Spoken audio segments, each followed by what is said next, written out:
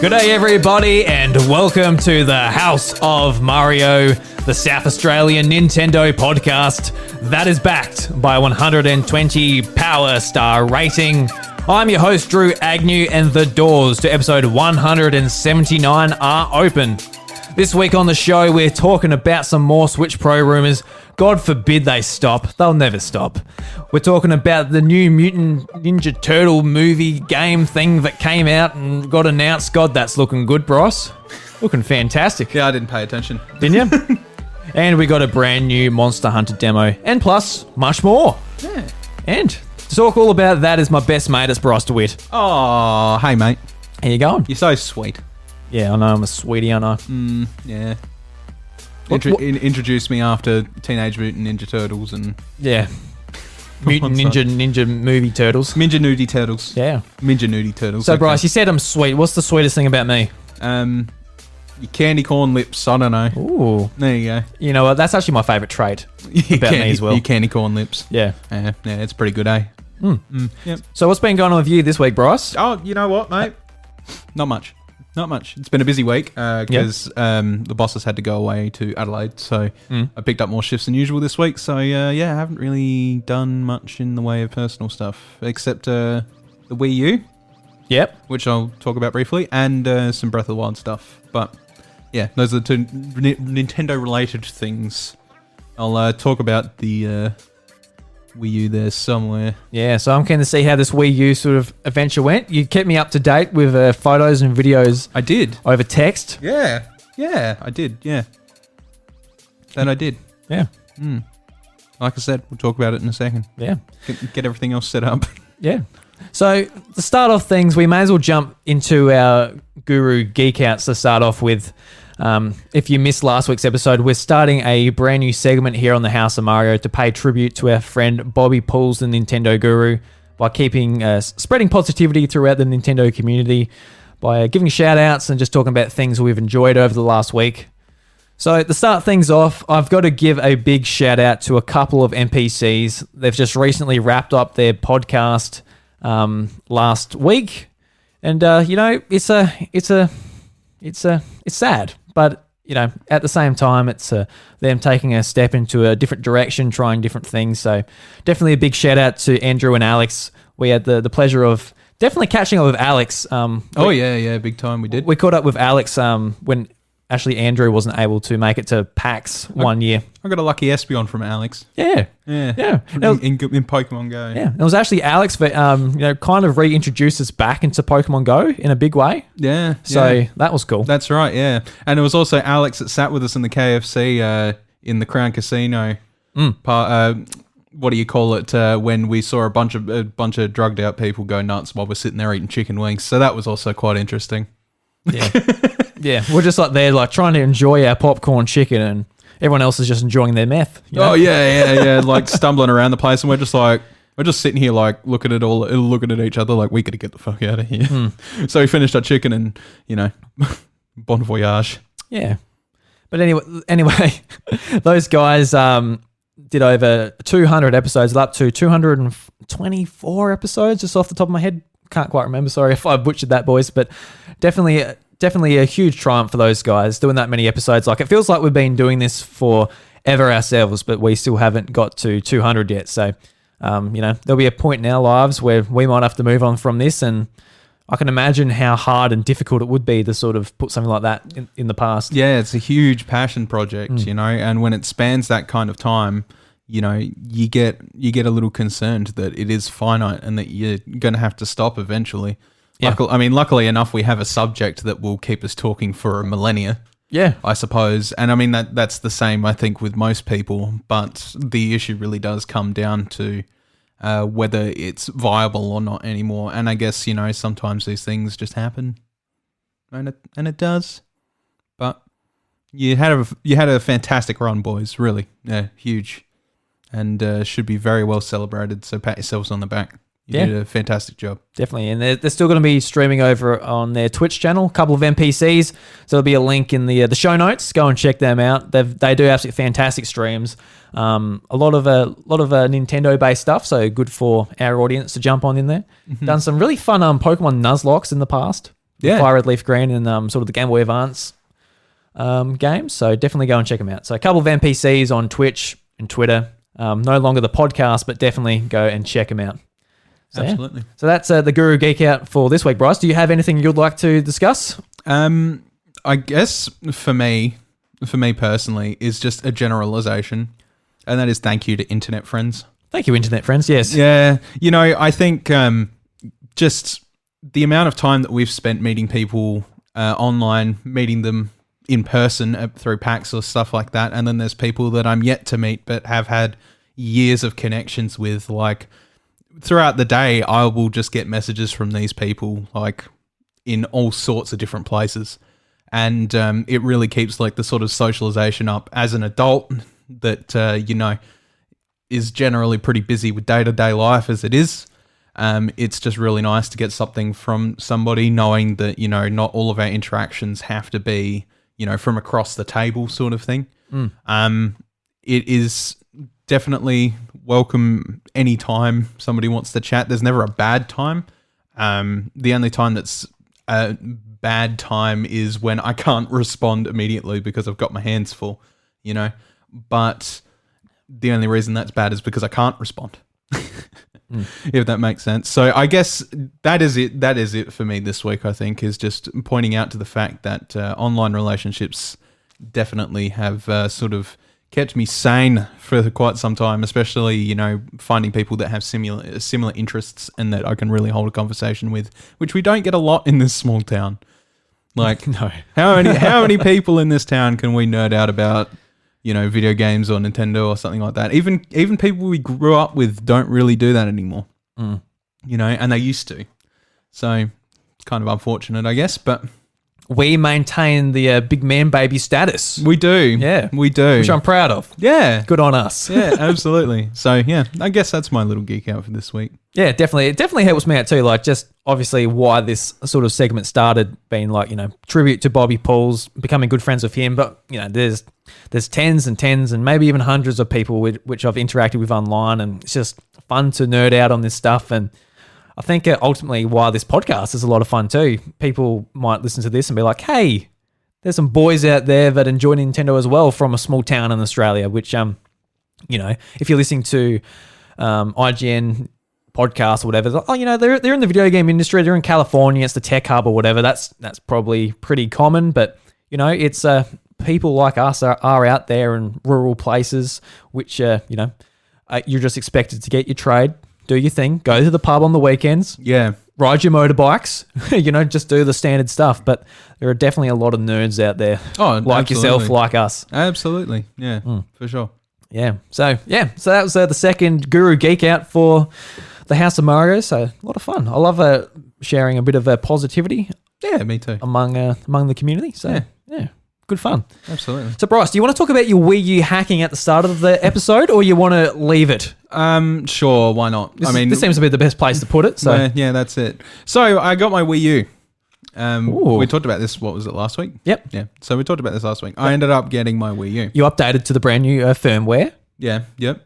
and it bricked your console. And like, sweet. No, because I'd already exploited it. Oh, thank God for that. They did. Oh, well, okay, look, as somebody that, and if Dash ever listens to this episode, he'll attest to this. But He won't. He won't. being in the modding scene for quite some time, whether it be like you know, iDevices or consoles or something like that, they get on this shit pretty fast, and it's very rare that it ever lasts a week before it's back up again. So very much the same case with this, and so I've been doing some playing with it, and it's going really well so far. I've gotten like a fair bit done. I would like to say that trying to get anything that you want native on the Switch is Wii U is a massive pain in the ass, because it involves having like a legitimate eShop title and then having to basically you have to rip its title key from it using a software that is done through command prompt, and you have to really like shuffle it all around just to get it to whatever, like, and you have to like modify your own title card, your own loading screen thing and like all that stuff, and you do all that. And I haven't been able to get it successfully to work yet. But what does work on the Wii U and is a native emulator on pretty much everything is RetroArch. So, or Retro Archive, I guess is what it's short for. I managed to get that running on the Wii U, and I've been able to play GBA ROMs and not quite PlayStation games yet, but I know I can play PlayStation games with it and stuff like that as well, and just like a whole list of things. So that's been a really good way to sort of test the waters of what I want to do with the Wii U. Obviously, there's also a lot of other stuff like installing games like your backups or whatever of legitimate copies, and probably stuff that they look down upon, which I've avoided. But I really just wanted to see where I could push this thing, and it's actually going extremely well for what it's worth. I've got a 2 terabyte hard drive attached to it, so I've taken some blue tack, just rolled it up, stuck it on the bottom of the hard drive, and slapped it on top of the Wii U, so the kids can't just like rip it off and run away with it and just like, cause chaos. It's been going pretty good. Obviously, like I've got a shit ton of space now, so it's no real big problem. The only problem with doing it in that method, and I mean it's a problem with doing it with the Wii U anyway, is that if you want to put a portable hard drive in the Wii U, you either need a portable hard drive that uses its own power source, or you need a Y cable, so you can double stick the Wii U to do things. So yeah, I guess like from my current position and experience, it's going extremely well, and I really want it to sort of become that hub base for my under the TV retro stuff, and I think that it's totally possible. Just there is some things that require a bit of a workaround, and I will get there eventually, and I'll learn how to do it eventually. But right now, I'm more concerned to just testing things and seeing where I like them and stuff like that. The only ones that absolutely need that title key pull is, I think it's GBA, N64, and DS. I think those are the only ones that actually need like a native spot on your TV, whereas everything else can just be played through an emulator. Oh, no, wait, yeah, GBA can be played through an emulator as well, so no big deal. But yeah, no, it's really good, and I'm enjoying my time just sort of stuffing around with it and seeing how it works. Yeah. No, it seems cool because I know like my OCD, like I want every game to have its own tile on the Wii U home screen. I don't want to go into the emulator, and you can. Yeah, I know. It's possible. So I'll definitely, that's the route I'd want to go down, because otherwise, if I'm just running an emulator, I'd probably rather just to do it on like my PC or whatever. I mean, yeah, but I recommend installing it anyway, just to see, what you can do with it before you get into it. Because obviously, if you're going to put all that effort and stuff like that to make a tile on your console, because it is quite the amount of effort, and you have to do it for every single game you want to put on there at this current point in time. It is a process. So you need to see what need to be like, is it worth doing this? And so you just pull the emulator. The emulator runs a lot of things as it is, and then give it a crack from there. There's a lot of people that still do use emulator only, surprisingly enough, but that's because you can customize save states and stuff like that, like a regular emulator does. So you can have multiple copies and backups of places you are in a game or what have you. If you make a mistake, you can always roll back to a specific save. You obviously don't get that with a tiled title. So yeah, there's that. Yeah, that's cool. What have you actually been playing apart from, have you just been like dabbling in like a little bit stuff on the Wii U, or you just been like jump into it, it works, cool, jump out? No, I haven't dedicated my time to playing anything specifically apart from one thing, which was like a Fire Red hack, and that was about it. And it's absolutely kicking my ass, by the way. I think I'm like not. It's a Pokemon The Last Fire Red, and I think I've spent 2 hours in it so far, and I'm not even up to Viridian Forest yet.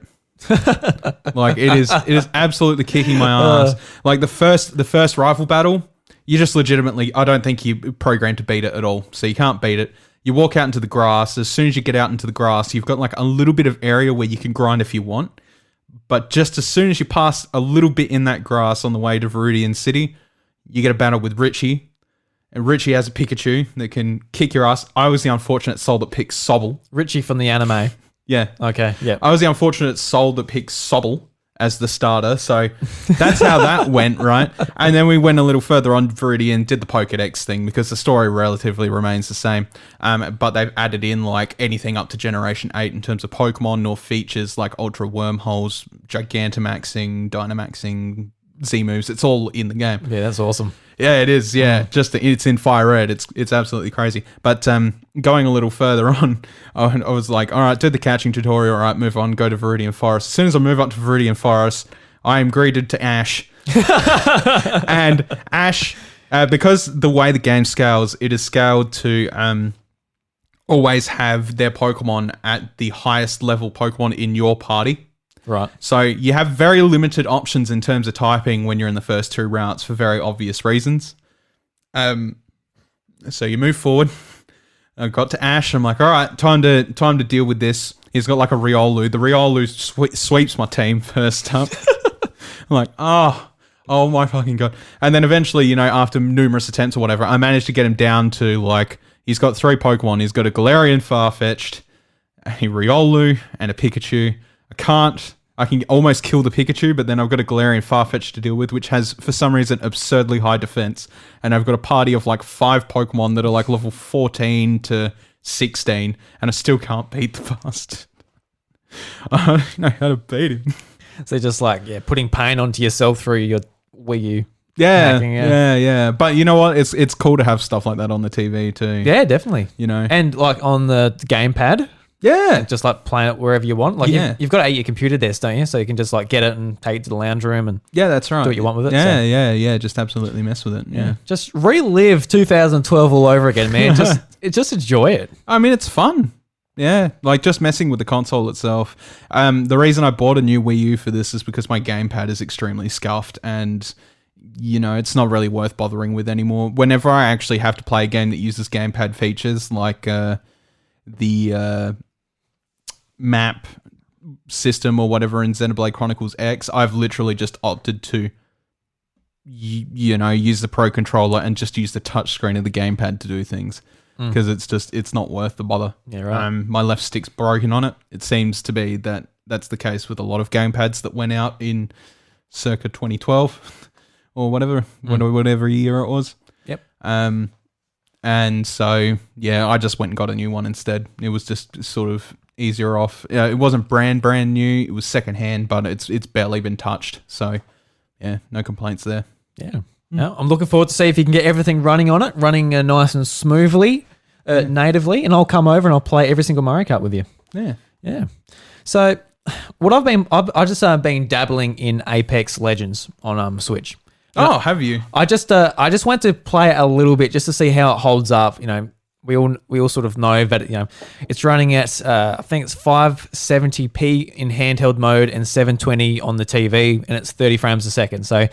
The specs are like, it's a lot way down from like the PS4 and Xbox One versions, let alone the enhanced versions on the next generation consoles. It's a bit of a jump down, but I only played on handheld mode. I played through like the training tutorial, see what that's all about, and honestly, it felt pretty good. Honestly, in handheld mode, I never tried it on the TV. Maybe I never will. I don't think. Just install it on your Xbox. I've got it on my Xbox, yeah. Oh, well, there you go. But Bryce, we run a Nintendo podcast. I want to let the people know how Apex Legends runs on the Switch. I mean, go for it. I just knew it wasn't going to perform great. Like, No, but honestly, it's serviceable, especially in handheld mode. It works well. It's a free game, so right. If someone's just like, I want something to waste time while I'm on the couch, I think that's a good option. If you don't have another console, I think honestly it will work well enough for you.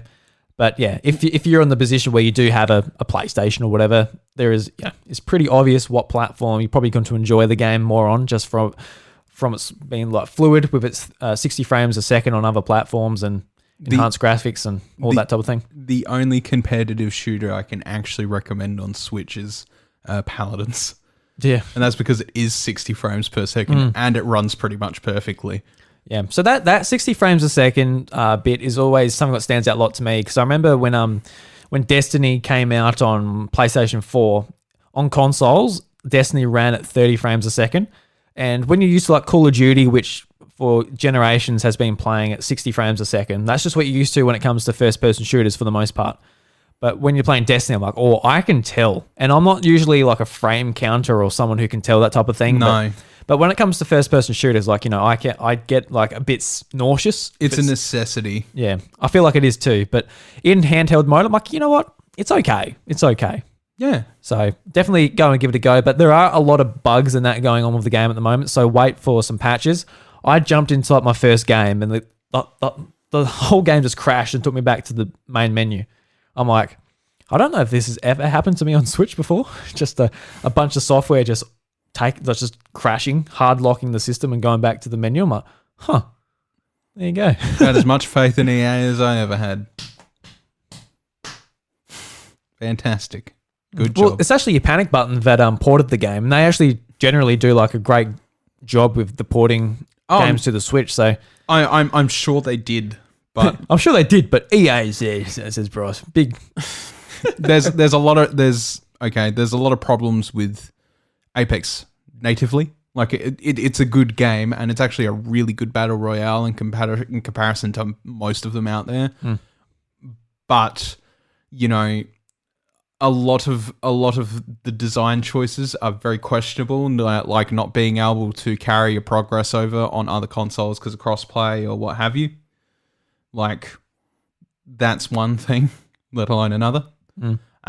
So basically, if you want to have an Apex account now, and you want to play on PC or Xbox or whatever, it's not like Fortnite where you can just log in with your account and you generally keep your stuff, right? You have to buy it all over again. And the problem with Apex and that is that you are legitimately just locked out of characters if you play like that, because characters also have to be bought. Yeah, so there was a bit of an interview with one of the developers, and I was thinking about bringing it in the show, but I'm like, oh no, it's not really that much of a news item. But apparently they are looking into crossplay, and whether that happens next couple of months, next 5 years, don't really know. But it is something you can definitely tell that EA and the studio are definitely looking into. It should have happened years ago. It should have, like, because the thing is. I can't remember who I was talking to, but it was somebody you tweeted and then I talked about it. It was about the size of the game on the eShop or whatever. Oh, yeah. Yeah, and I said, this game came out around the time that Fortnite introduced the crossplay stuff, if not after they introduced the crossplay stuff. Mm-hmm. It should have been a thought on their mind, like, so long ago at this point, because that became, like, the huge draw to Fortnite is it's like, well, I didn't have to buy multiple things on multiple consoles to keep what I want. Yeah, it's definitely more of a turn-off. Like, it would be a lot easier if I could play on Xbox Series X and be like, all right, I want to muck around on the couch. Then you pick up your Switch and you continue on there. But Fortnite, that is the key to its success. Just how easy it is to jump from your iPad to your Switch to your PlayStation to your Xbox. And, once they got past the whole bullshit PlayStation were trying to pull off by locking the game to their platform. It's just so easy to jump in. Doesn't matter. You can jump on your phone. If you don't have your Switch on you can use your Switch if you feel like having a bit more control. If you want the graphics and all that to look really nice on your 4K TV, you've got them options as well. I think every free-to-play game needs to take that into account. I know it's not as easy as that. But it definitely does help get people in the door. Like I get where they're at, where they're like, if you want one game on one platform, say you get it on Xbox, and you're like, but I also want it on PlayStation, and it's a full price game, and you're paying, $80, $90, $100, or even these days $110, for the game, and they're like, well, you can't just take that revenue from one and give it to the other, and I'm like, yeah, I get that notion. But the problem is free to play is an absolute and utter lie for these games 90% of the time. There's always like something where you're just like, oh, I want that cosmetic. So you're like, all right, I'll buy some loot boxes, and then you'll just keep doing it until eventually you've spent well over the price of 2 regular games. Like, and it can happen. It's just a gradual burn to get to that point as opposed to spending it immediately. That's why I appreciated the terminology Nintendo had, like free to start. Like it was like, yes, you will pay, but you can give it a go. But it's not like, yes, you can play this forever. You'll never spend any money. But, a lot of these games, like you don't have to spend money, but if you want to enjoy the game, obviously you do. But it's never saying like, all right, this is your time to pay now. Otherwise, you're locked out. You can still play, just not as those characters, not with that cool skin. That's exactly right. Not with some currency to buy some cool stuff. That's exactly right. So that, and that's exactly what they do. And then eventually, it does go to the point where you're just like, oh, what's $20? What's whatever. And here with my hand up, I say, look. That's me as a League of Legends player. Oh, yeah. That's what I fucking did, and now I spent like $2.5 on the game. Yeah, but I actually don't mind if it's a game you're really enjoying. Like, if it's League of Legends, like for me personally, it's Pokemon Go, where I'm like, I'm enjoying this game. They're bringing out events. I'm like, yeah, I'll put $30 onto it this month, and spend it on raid passes and stuff I'm interested in over the next month or 6 weeks, and I'm quite happy with that because the stuff they're putting in the game I'm enjoying and. It keeps evolving and evolving. It's not just like, all right, I'm going to put $60 into this game and it ends. It just keeps going for years and years until people lose interest and eventually, they throw the game in the bin. The only thing that's really keeping me invested in Pokemon Go personally is the fact that I can carry on that progress to something that's a little bit more meaningful. Like if I go to a raid, get a legendary, and then I can transfer it over with Go Energy or I get a shiny or something like that. Bring it to Pokemon Home, yeah, and move it to an actual Pokemon game. That's what I mean. Like, it's something a bit more meaningful than like, caught a Pokemon. It's like, is it good IVs? It's like, yes, it's good IVs. But what do IVs account for in this game? 3 stats. Cool. It's like, all right, no worries. I guess I'll keep this in Pokemon Go.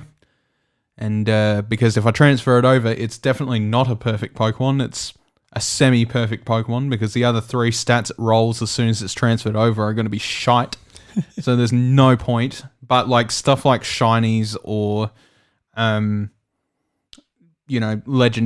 or mythicals even, and transferring that over to bank, like that is the reason that I'm like, yeah, all right, I can keep spending time in this and not be too vest. That's what got me into it. But now I'm at the point in Pokemon Go where I actually care about my collection in Go as well. I'll never care about that. there is not enough incentive to bother. It could, like, the Pokemon Go League, I think is. I know there's a lot of people that are like really passionate about it, but in terms of like strategy and your options and like how flexible the Pokemon are, it's very scarce. So if you don't really care about the competitive side of it, then you're like, all right, it's whatever, I'll just move on to the collection aspect. But then the collection aspect, you've got badges for collecting X amount of Pokemon or finishing a region's Pokedex or whatever. But at the end of it, as far as I'm concerned, I don't think you're going to get jack squat. You're not going to get a shiny charm or... Oh, yeah, no. It's just about having the collection. Just like if you're collecting a living dex for your Pokemon Home, you do get gifted a Pokemon, but at the end of the day, it's not like you get a new house and all these wicked things in the game. It's just for your own personal collection aspect. It's like any collection, like whether you're aiming for a whole collection of baseball cards or you just want a certain set or whatever. That's just what it comes down to. Yeah, but what it comes down to for me is when I'm looking at that as well is you're somebody with a living dex, correct? Right. I was, but then they brought out new generations of Pokemon and I haven't updated it. Right, but that was only one generation out, right? Yeah, okay. So let's pretend we were back last generation. Let's do it. When you had a complete living dex, right? Last generation, Sun and Moon. Oh, now, damn it. Well, I'm done with this game. So. Right, you have a collection of all these Pokemon, right? Right. Now, you can move any of those Pokemon to your game. I can. It's beautiful. You can raise any of those Pokemon. They're going to become useful in some prospect. Now, while you're also on that... Most of those Pokemon as well are going to be breedable. And those Pokemon that are breedable are also going to help you make more competitive grade Pokemon. And you're never going to have to hunt them down because you've already got them in your collection and that's what it is. Right? Right. Catching a Pokemon in Pokemon Go, right? You're either going to catch it for the collection aspect or you're going to catch more to raise it. And the problem is that There's no way to modify stats or anything like that. So the competitive battling scene is largely produced on luck of you getting the Pokemon that you need at a decent CP and, IV and all that. The collection aspects only rewards is badges. And you can't do anything other with those Pokemon and in the especially since you have to buy so much space for Pokemon. Yeah. And you're still never going to have enough to fit an entire 8 generations in there. Like, it's not going to happen. Like, there is a point where you're going to get to a chokehold and you're like, well, farming's really stupid now because I have to, like, go into my thing and then delete and then delete and then delete. But the value of having... My point is the value of having a living dex in home as opposed to Go is far outweighed. Oh, of course, yeah. I don't have a living dex in Pokemon Home. I know people are like looking for like a shiny Kanto dex and stuff in Pokemon Go, and when people say that, I'm like, that sounds pretty cool. But at the same time, no, I'd rather just have them at home. Yeah. Especially since space is free, and well, it's not free. It's a yearly subscription. But actually, my Pokemon Home the other day, I went in there. It's like you got 30 Pokemon. I'm like, oh fuck, my subscription's lapsed and I haven't paid it. I'm like, oh god, where are they gone? I've got everything in there. And I pay it again. I give them their $30 a year for their subpar service. And voila, they're there again. It's actually not that bad at the moment. Bank was bad. Yeah, so Bank was... I just had decent expectations for Home. It's just so frustrating how the mobile app and the Switch app, they just work differently. How you can't do certain things from the Switch app and you can't do certain things from the mobile app.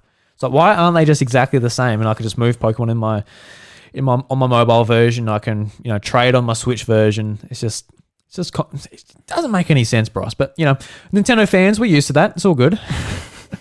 Literally none of Nintendo's online subscriptions or just online services make sense. So you need to go and finish your living dex on that. Forget Pokemon Go. Go and get your Pokeball Magina.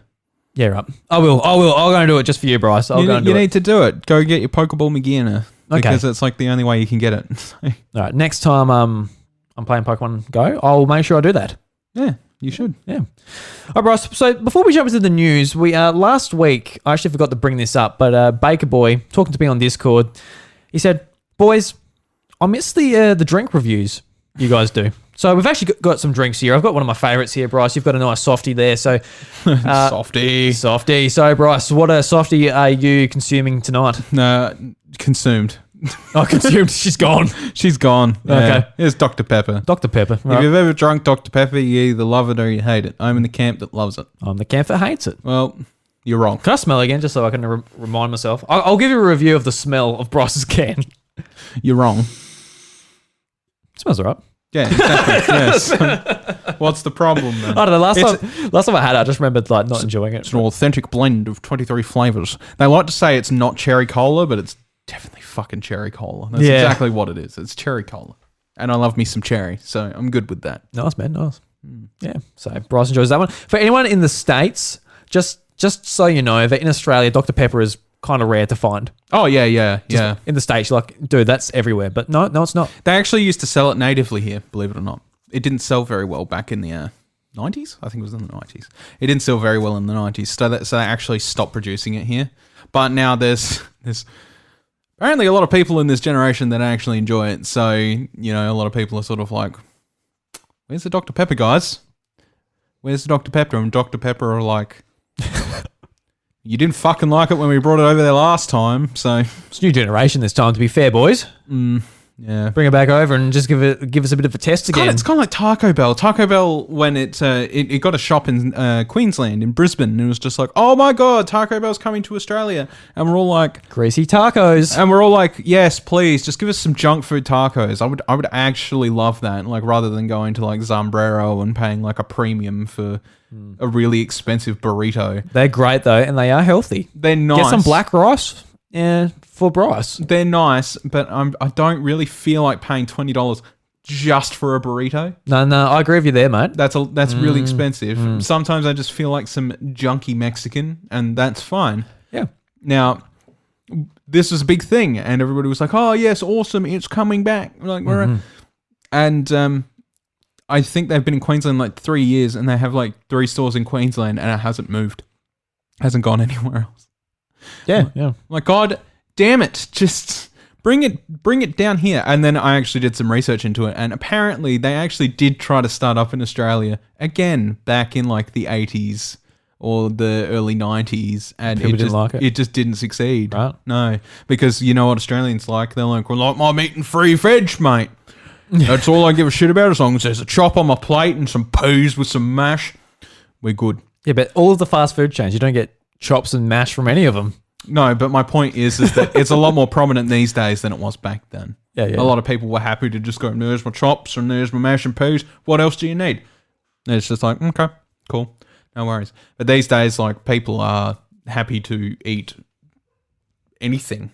And we're not very much a chop and 3 veg country anymore. We're, very much expanding our horizons, especially with the multicultural stuff, whether it be, Indian restaurants, Chinese restaurants, or... Well, I feel like that's always been a thing here in Australia. Not as prominently as it has in recent years, I don't think. Yeah.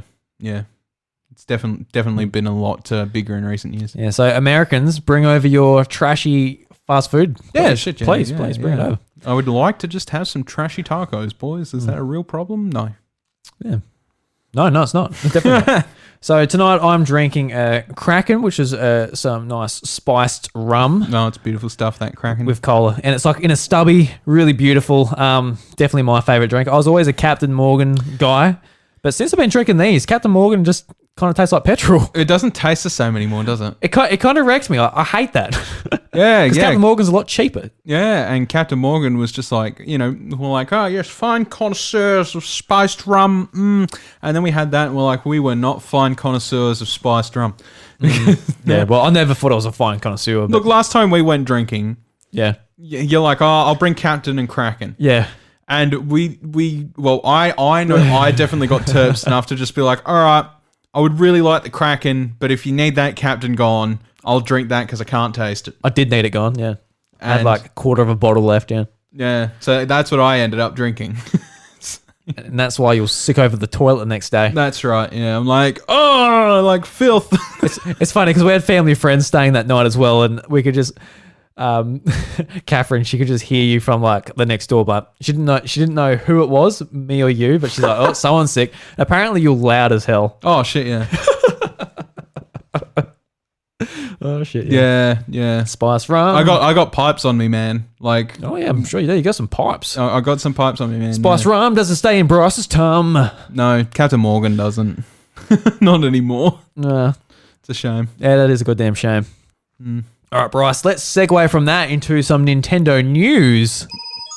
Oh, wrong one. Is that all? I fight Wrong for my one. friends. My body is still.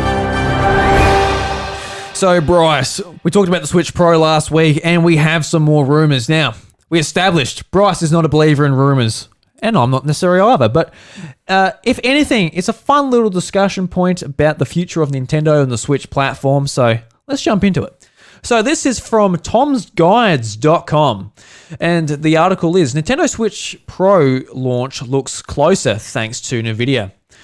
So the article reads, the existence of the Nintendo Switch Pro may have been given credibility boost thanks to a new report on this on the chip inside Nintendo's current consoles. A source within Nvidia claims the company is halting production on the Tegra X1 chipset used on the Nintendo Switch and Nintendo Switch Lite this year.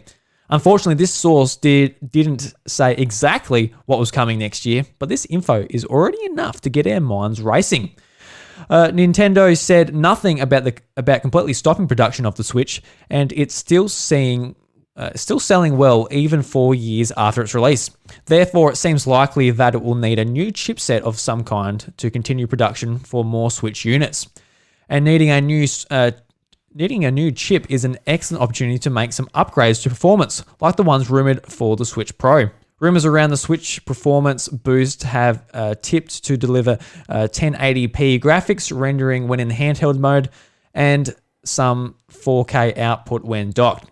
It's not hugely likely a Switch console will be able to deliver true 4K gaming, but some leaks and hints points towards a form of co-processor in a new Switch dock to help mix up graphics into a 4K output.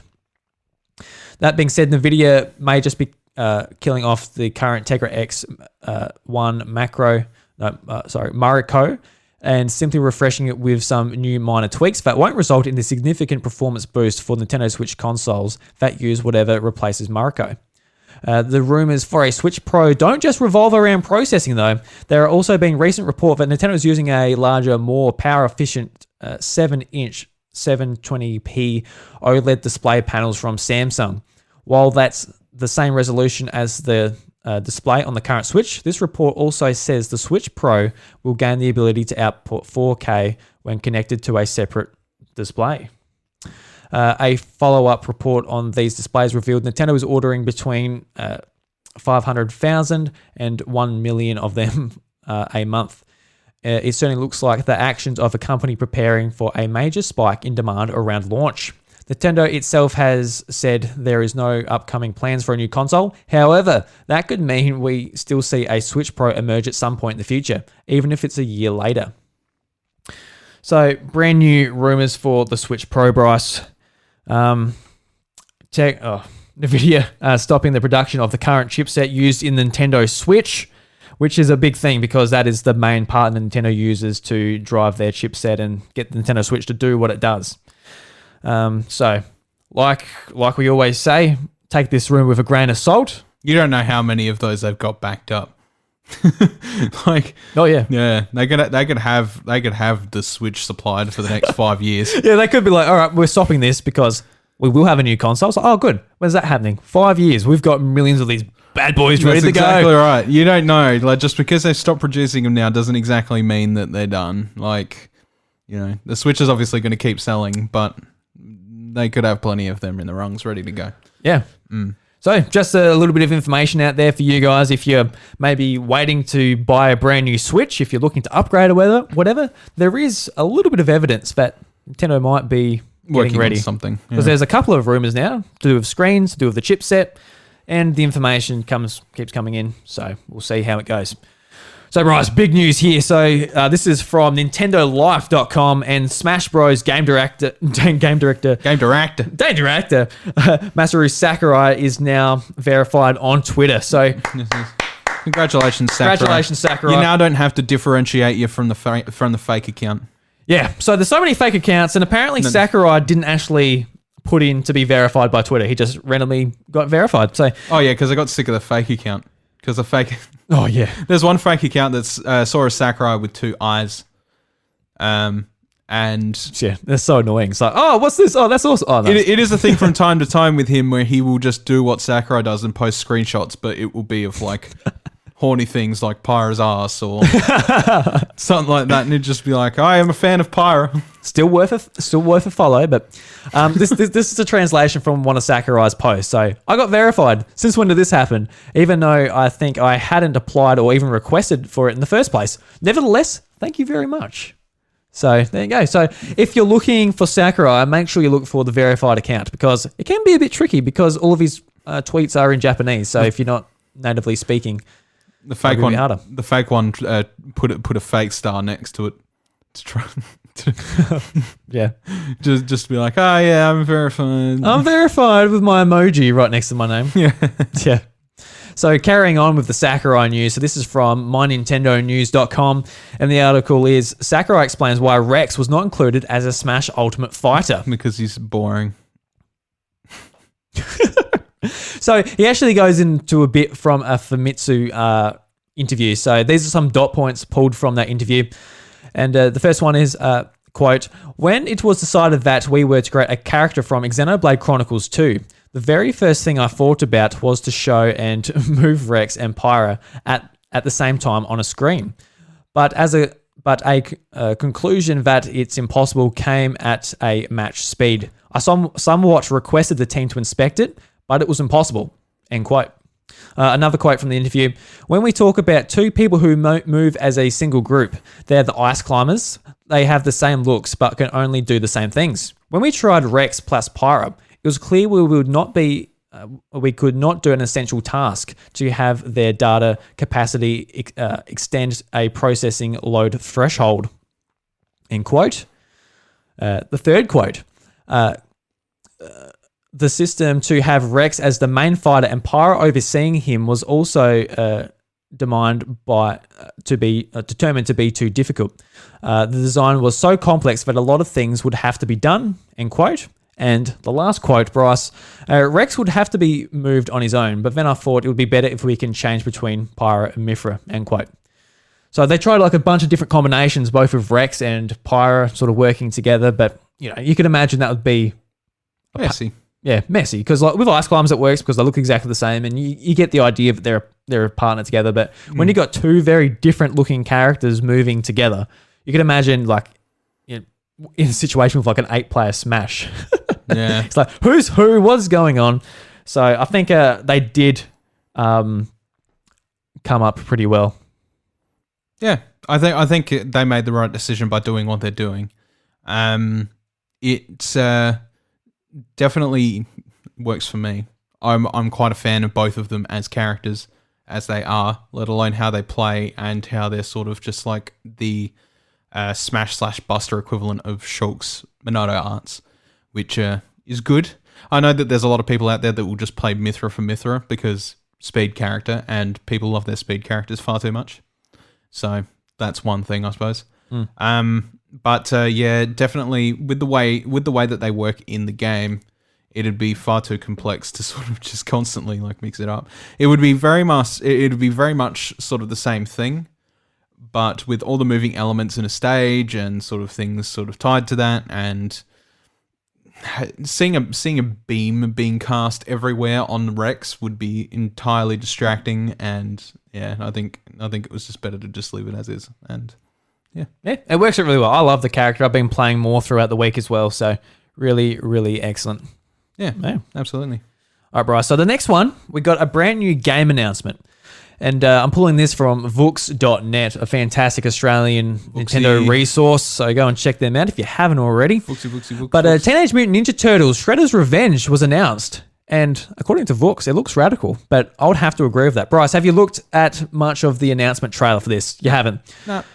So just pulling from Vooks' article here. So Dotemu has announced a brand new Teenage Mutant Ninja Turtles co-op brawler. Shredder's Revenge looks just like the 1890s Konami games, but is being developed by Tribute Games and published by Dotemu. Some of Tribute Games' development team was responsible for Scott Pilgrim vs. the World, the game, and is playable with up to 4 players simultaneously. Teenage Mutant Ninja Turtles Shredder's Revenge will be released on PC and consoles. So we don't actually have a Switch, but it surely will be released on Switch. Dotemu has supported the Switch in the past, so we think a Switch version is a certainty. So, Bryce, you've got to go and check out the trailer for this. It's awesome. I will. I went back and I was listening to like remixes of Teenage Mutant Ninja Turtles themes because the original one and the TMNT one, like Teenage Mutant Ninja Turtles. Oh, the 2003 or so? Yeah, 2002 version. When we were kids watching it on Cheese TV and stuff in Australia.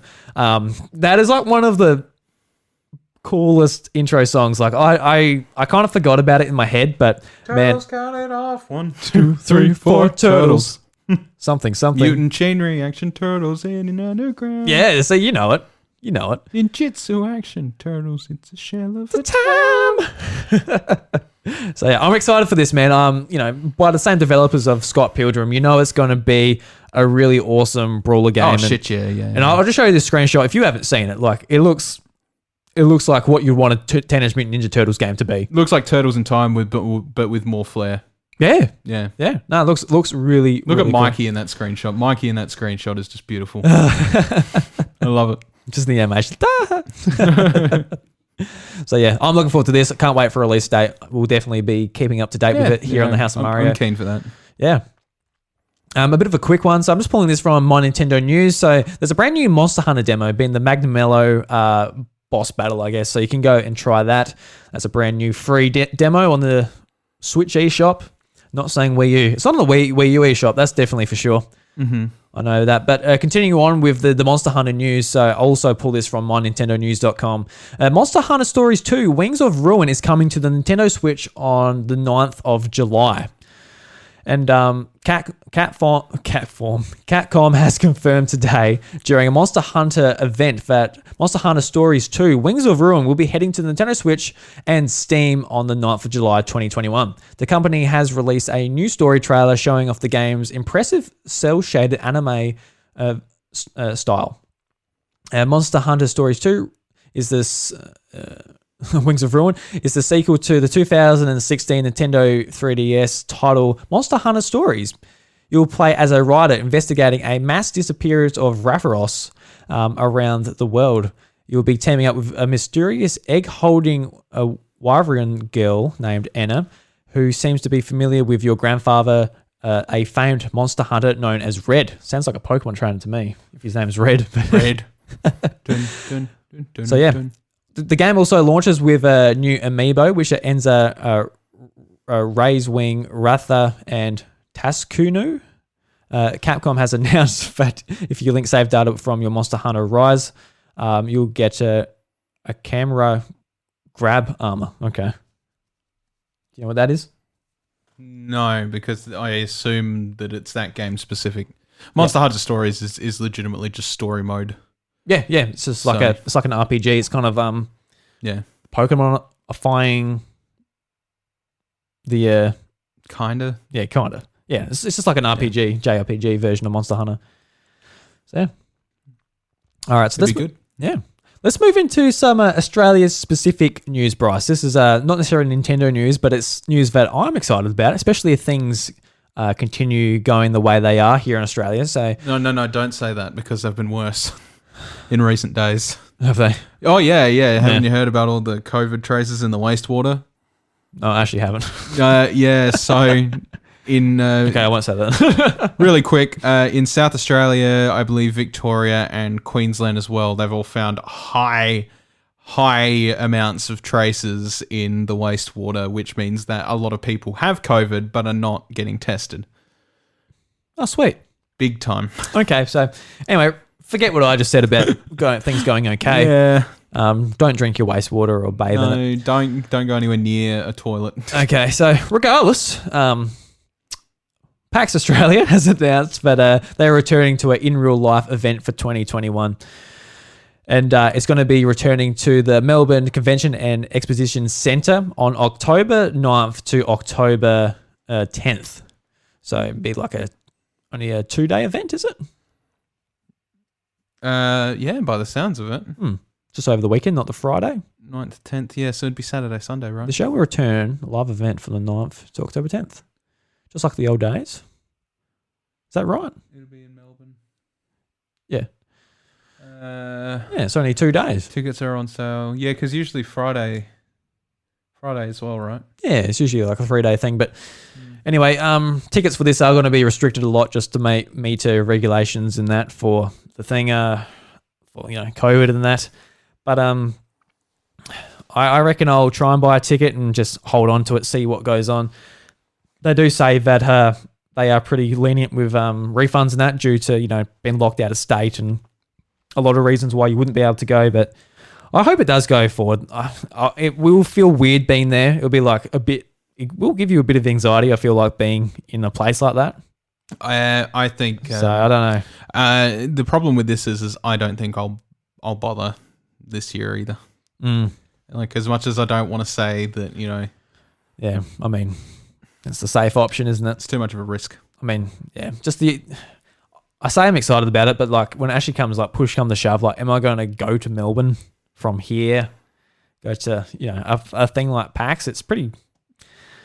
It's a risk potential. Yeah, like definitely. Personally, for me, it's bad enough going to Adelaide, and being like, all right, I'm going to walk around the city for an afternoon because I'm kind of just like, like I'm even worried about doing that this year sort of thing. Yeah, with sure. AVCon. As much as I'd like to be like, okay, I'll go to Adelaide for AVCon. I don't, I'm not 100% confident, especially after hearing that news too. About, Yeah, well, thanks for filling me on that. Yeah, you might want to. Yeah, just I keep my ears peeled every day at work when because I put ABC News on the TV, and I just leave it running all day. So I catch all these things as they come. Yeah, I got to be honest. I've been a bit lax on the news lately. Just like when the U.S. presidential election finished, when I'm just like, all right, I've had enough for a bit. And I know it's important to keep up with these things so you know what's going on in your community and that to better look after one another. But yeah, I've just become a bit lax on it. Yeah. So. Yeah. At the moment, it's very touch and go. And I'll just, I probably won't invest in the ticket. Yeah. Yeah. We'll see. We'll see how it goes. Fingers crossed. It'll be great to see our mates in that again. But, well, yeah. All right. So let's move on to some Zelda. It's not even news. It's just something interesting I thought I'd put in there. So this is from NintendoLife.com. And the article is you can now play Legend of Zelda Breath of the Wild in first person thanks to this newly discovered glitch. Have you seen this, Bryce? I have not seen this. Yeah, so it's actually pretty interesting. This was the video that was auto playing before we started. I'm just trying to face lock you, mate. Face lock me. Just to be, Just lock my face. Just lock your face. Lock it in a nice position so you can look at it. That's right. Keep going. Yeah, so the article reads, we might have been eagerly awaiting Nintendo to give us proper news about the sequel Legend of Zelda Breath of the Wild. But there's still plenty to discover in the original 2017 Wii U and Switch release. Following on a glitch that makes Link invincible and allows him to walk underwater, a simple glitch has now been uncovered, allowing you to play the open world entry from a first-person perspective. This finding was made by a Zelda fan and a Twitter user, AK000, transforming the title into something that looks like a scene out of the Elder Scrolls Skyrim. Activating this glitch isn't that complicated and no modifications for the game or system are required. As seen in the video linked in this article, all you need is to pull out the in-game camera while holding an item and then cancelling it. After this, your camera should be set to first person. You'll even be able to see Link's shadow up close and walk about. What about his sword and shield or his weapons? No, you can't. So it's not quite like the Elder Scrolls games. You don't have that, but you can. It's basically like when you go into first person mode, just to look around. Then you're like, all right. Then you go back. It's pretty much that, but you can walk around and just play the whole game like that. Yeah, I don't know how comfortable I'd be with. Yeah, so Bryce, I know I can't play this for everyone else out there, but I'll hit play on the video here for you. And if it'll load up, God forbid the Australian internet holds up. But look at that! You get to hear some audio, guys. Yeah. So it just looks like that. All you're doing is running around. That's just like an interesting little feature. Maybe you can see the world a bit closely as you walk around, but maybe that'll make Jade play Breath of the Wild. Yeah, just activate that glitch and see if she'll jump into it. She likes third person, but I just trying to get her. She's like, I don't like the graphics. I'm like, cool. I'm like, but you'll like the game. You're the type of people that I remember dealing with in primary school. The graphics aren't good, so it's not a good game. Well, yes, it is a great game. I'm like, come on, play it. She's like, no, don't like the graphics. It's not my kind of thing. So that's why you've been each other's fiance for how long's it been? 8 years? I don't have to fight over the Switch. See, that's a positive. Actually, talking about families and Switches, Bryce, how's your daughter's Switch going? How's she still playing it much? I mean, it's still operating, but the Joy-Cons are destroyed. Yeah. Oh, what happened there? Dropped too many times. Okay, yeah, gotcha. General kid things. Yeah. So we haven't bought new Joy-Cons for it yet. Just going to leave it for a while, and then you're going to use it as a lesson of the importance of saving. Yeah. Okay. She got to save up $120 as a kid. Holy shit! Because how old is she? Is she 5? Yeah. Yeah. $120 as a kid. Jeez. Figure it out. I'm sure she will. She'll have to if she wants to play a game. You've got to look at it from the perspective of like, okay, how much pocket money were you earning a week as a kid? I'm going to say, I don't know, $5 a week. $10 Yeah, a week. it's not that anymore because the price of everything has been driven the fuck up. Yeah, inflation, the pocket money inflation tax has gone up. Yeah, the pocket money's got to inflate too because otherwise she'll be saving for a fucking Barbie doll for 4 weeks. That's like, yeah, that's stupid, you know. So it is kind of like, well, we give her $20 a week for her doing her chores. And Jeez, 5-year-old getting $20. Good on her. Well, I remember it's about standard, man. I remember my very first thing I ever bought by myself was like one of those toy cash registers where you got like the fake like plastic money and you press it, makes a little ding sound. And I bought that for $20 and it took me a fair while to save that. I love it. I do too, man. I've still got, no, I don't actually still have it. So let's move on to the next thing. So this is also from Nintendo Life. You keep on throwing me off. Keep on holding my phone. It's still... Because just a bit behind the scenes, we're testing out the new Spaces feature on Twitter here. And a big shout out to Mettadox, who's currently viewing us, helping us test this out. But Bryce... And the people that have jumped in and out since too. Yeah, absolutely. Thank you very much. Yeah. But it is still going when it's locked, just to let you know. Yeah, that's right. Yeah. No, I know. Yeah, was that your concern? When No. I was just checking it, man. You're just holding it up to my face while I'm trying to read. I'm like, yeah, oh, God. well, your problem for having a face unlock, mate. Just, I'm just checking it. I've got a code as well. I'm just not going to do it while I'm doing the podcast, bro. You're sitting there looking at it and I'm like doing your thing. I'm just unlocking it and checking because I've noticed we've had a few people jump in and out. So I'm just double checking. Appreciate that. Apparently our audio quality for this isn't that great, but that will improve when the Spaces feature isn't just locked to my phone on iOS and because currently we're using Bluetooth. So when we're able to actually plug it straight into the computer and actually do the Spaces via the computer, it'll be a lot better. That's exactly right, yeah. But yeah, just a shout out to Spaces. If Meta's still there, we'll bring you on for the new Sakurai segment we got going on. We love Sakurai very much here at the House of Mario. We do. A lot of respect for that beautiful man. Anyway, so Bryce, this is also from Nintendo Life, and the Guinness World Records has declared this the world's smallest Nintendo 64. Yeah, so everyone's trying to go for the big, small Nintendo 64 world record. Apparently that's the thing that's going on. And so the article reads, with the NES and SNES classic consoles all wrapped up, plenty have wondered whether we might see an eventual Nintendo 64 mini system. Nintendo has said in the past that it wouldn't rule out the idea, but until such thing becomes a reality, perhaps this fan-made attempt will do. Introducing, what'd you say? Perhaps. Yeah, perhaps. Bryce says perhaps, so it's gonna happen. Bryce doesn't believe in rumors though, so don't worry about that. Introducing the world's smallest Nintendo 64 console, officially declared by the Guinness World Records. This modified device, sorry. Modified. Yeah, I've been talking a long time here, bro. So referencing your meta. Yeah, I am. Meta's on the mind. You live rent-free in my head, my friend. I will say right now, all right, this Spaces thing absolutely kills your battery. Does it? I'm watching the battery go down like pretty fucking hard. It was Bluetooth and streaming. Yeah. So, what are you going to do? So, introducing the world's smallest Nintendo 64 console, officially declared by Guinness World Records. This modified device, which we've featured previously on the site, was created by Gunnar Turnquist of Waltham, Massachusetts, and features a trimmed-down motherboard from a real system, a new built-in LCD screen, a fully functional Nintendo 64 controller buttons, allowing you to pop in a cartridge and play on the go. Quote, I was inspired to make this project since I love the Nintendo 64, and it was my first game console I had growing up, end quote. Turnquist explains. Guinness World Records notes that your typical Nintendo 64 console is 2.87 inches and inches tall, and 7.48 inches deep.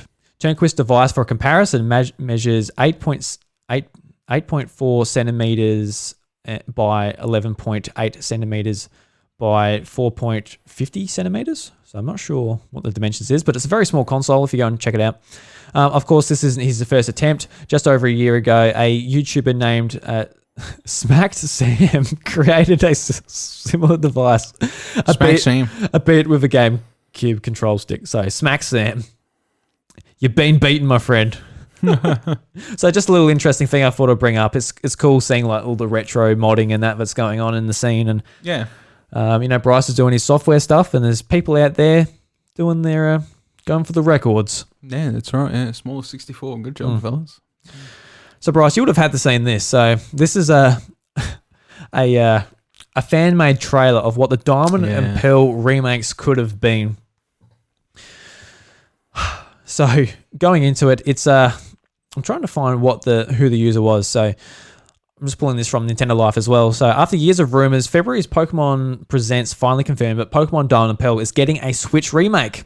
It's developed by iCella.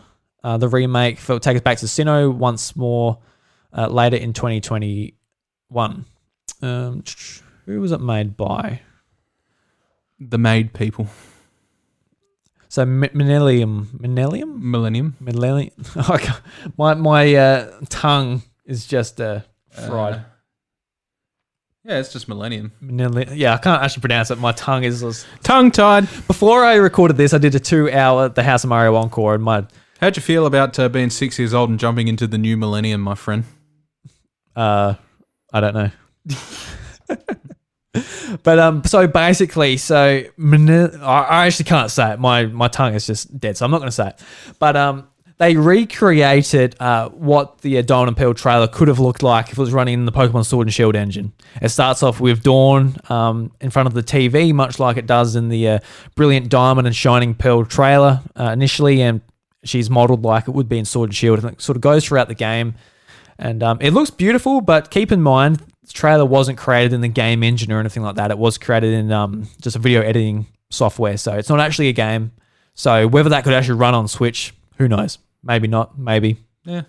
But I'm not going to say too much. I just want to point people towards it if they haven't seen it. I'll leave a link in the show notes if you want to go and check it out. It's pretty awesome. It looks really awesome. Yeah. I think it's something that, personally, as far as like the actual Diamond and Pearl remake goes, that's what I'd like to see. But I know a lot of people do like the chibi art, how it is just really faithful to the original games. And, I respect that too. Can't get everything you want. So I hope the people out there that say, no, that looks like crap, and the actual chibi art style they're going with looks better. I'm like, that's great. Go with that. But, we are getting Legends Arceus. So I think, that's pretty much what we want. So we all get what we want. I think for the late delivery, Sinnoh's getting a pretty fucking good remake treatment. Yeah. To be honest, so I wouldn't worry about it too much, guys. No. You're getting we're getting just like, you're getting a base game that's 1-to-1, which really is all the remake needs to be. And then you're also getting a huge prequel that's like something the series has never attempted before. Can't really go wrong. No, I'm looking forward to it. But yeah, definitely, it's definitely one of those things like, I wish I got that. That's personally how I feel. I'm like, I would like that, but it's not what happened, so don't worry about it. Yeah. I see like a lot of people like fighting, like, oh no, the chibi one's better. Oh no, that made up one's better. It's like, well, I like both of them and how they look for what it's worth. Like the chibi's maybe a little bit jarring because it's not how I imagine Pokemon games back in the Sprite era. But yeah. I actually don't. I don't mind the chibi at all. It's not the chibi. If any part of the game bothers me, it's definitely not the chibi. It's more the battle scenes. The battle scenes just something looks off to me, but it doesn't really matter. Fair enough. Yeah. All right. So let's move into some American NPD sales, Bryce. Your favorite topic to talk about on the podcast. But Nintendo's had a pretty successful quarter. Phone. Yeah, Bryce, go and get something to eat, mate. Well, I'm going to go check your Twitter because I know that Jeremy's having trouble connecting, so you keep talking. Yeah, it depends if he has an iPhone or not. We all know the space is a bit dodgy. So anyway, the article reads, the software and hardware charts are in for the NPD group of the month of February 2021 in the United States. It was an excellent month for Nintendo, which had the number one software in the form of Super Mario 3D World plus Bowser's Fury. And the Nintendo Switch was the best-selling hardware. It turns out that the Nintendo Switch is now Nintendo's second best-selling system after the ultra-popular Wii. Sony's highly sought-after PlayStation 5 was the second best-selling hardware and is the fastest-selling hardware in US history. Here's the details along with the charts. So Nintendo Switch was the best-selling hardware platform in both units and dollars in February. Unit and dollar sales of Nintendo Switch hardware in February were the highest of any hardware platform in February month since the Nintendo Wii in February 2009. A total lifetime dollar sales for Switch hardware has now exceeded the Nintendo DS, making Switch Nintendo's second best-selling platform in the US. Tracked history. Switch is currently the seventh best-selling hardware platform in lifetime US dollar sales. So these are the charts sorted by dollar sales, and keep in mind, Nintendo does not count digital sales for the NPD. It's physical sales only. So at the very top is Super Mario 3D World plus Bowser's Fury, beating every other game that launched in February, and it was the best-selling game. But that doesn't even include digital sales, which you can imagine in 2021 is a pretty decent big portion of them. So then under Nintendo, there's at number 2 is Call of Duty Black Ops Cold War.